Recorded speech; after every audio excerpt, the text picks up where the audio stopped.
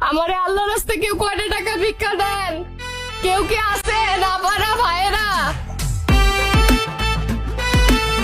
মাশাআল্লাহ চাচা, আপনি আমার 10টা টাকা দিচ্ছেন। এই 10 টাকার বিনিময়ে আমি দোয়া করে দিতেছি আল্লাহ তাআলা যেন আপনার বউরে জান্নাতবাসী করে। আপনি অনেক ভালো মানুষ, আল্লাহ তাআলা যেন আপনার টাকা না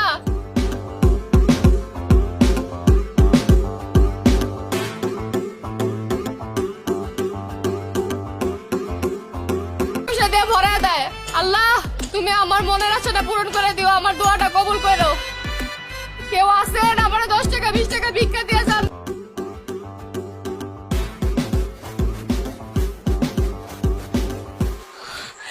1000 টাকা, হে আল্লাহ, এই 1000 টাকাতে যে আমার সাহায্য করছে তারে কোনোদিনও তুমি টাকার অভাবে রাখো না আল্লাহ। সে যেন সবসময় ভালো থাকে আল্লাহ, তারে টাকা পয়সা দিয়ে তুমি ভরায় দিও আল্লাহ। সে যেন সবসময় টাকা পয়সার মালিক থাকে আল্লাহ, কোটি কোটি টাকার মালিক হয়ে যায় আল্লাহ। আমি মনের থেকে দোয়া করতেছি। কইছে বহুত দোয়া করছস, এখন 1000 টাকার থেকে 2 টাকা রাখা 998 টাকা ফেরত দে। কিসে? বাংলা বুঝছস না? বুঝি। তো আমি তো বাংলাই কইতাছি, তোর 1000 টাকা নোট দিলাম না, ওখান থেকে 2 টাকা রাখা 998 টাকা ফেরত দে। ভিক্ষা দিবেন না কইলেই পারতেন। আর তো মজা নেওয়ার দরকার ছিল কি? হ্যাঁ, মানুষের আশা দিয়ে আশা ভাঙতে হয় না, মানুষের অভিশাপ লাগে। আশা তো তুই ভাঙছিলি রে নার্গিস। কাউরে কষ্ট দিয়া কেউ কোনোদিন ভালো থাকতে পারে না, নসিব একদিন না একদিন বইরেই দেয়। অভিশাপ তো তোর লাগছে, আমার আশা দিয়ে আশা ভাঙছস না, এর লেগে আজকে থালা লইয়া বইছস।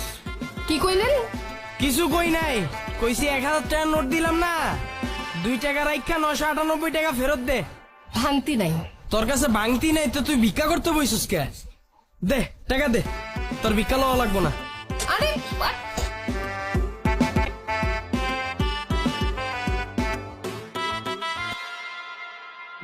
আহারে নার্গিস, তুই সোনা চিনলি না, চিনলি সোনা বন্ধুরে। শুনছিলাম আল্লাহর মায়ের দুনিয়ার বাইর, এখন এত বেশি বাইর এটা তো বুঝি নাই রে মামা। মামা কি হয়েছে? আর কোয়েন না মামা, আমার এক্সা ছিল, নাম ছিল নার্গিস, সাপের মতো করতো খালি ফিস ফিস। আমার ছাইরা যায় এখন শুনছি ভিক্ষা করে। আচ্ছা মামা, ওই আপনারা ছাইরা গেছিল দিল্লি? আর কোয়েন না মামা, ওর একটা সোনা বন্ধু আছিল, সোনা বন্ধুরে প্রতিদিন রাইতে ফোনে গান শুনাইতো। সোনা বন্ধু তুই আমারে ভোতা দাও দা কাইটালা, পিরিতের খাতা দিয়া যাইতা দইরা মাইরালা। অনেক বুঝাইছি, শুনে নাই আমার কথা।